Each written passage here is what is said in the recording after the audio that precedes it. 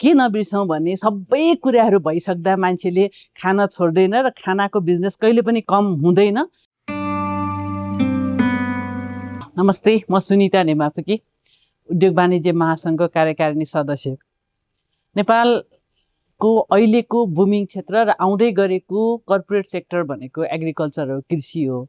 हिजोका दिनसम्म एकदमै साना साना किसान रहेको देशमा बिस्तारै व्यवसायीहरूले कृषिमा लगानी गर्दैछ।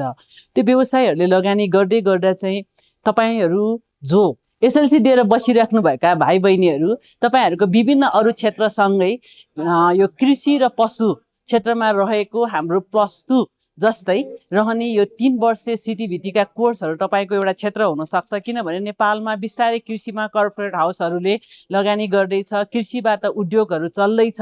सँगसँगै तपाईँले भोलि गरेर वैदेशिक रोजगारहरू खोजिराख्नु भएको छ भने इजरायल, जापान, युरोपहरूमा, दक्षिण कोरियामा जो पनि जानुभएको छ उहाँहरूले पनि कृषिमै काम गरिराख्नु भएको छ। त्यसकारण तपाईँको लागि यो क्षेत्रको पढाइ पनि एकदम राम्रो हुनेछ। कृपया यो विषयमा पनि ध्यान दिनुहुन अनुरोध गर्दछु।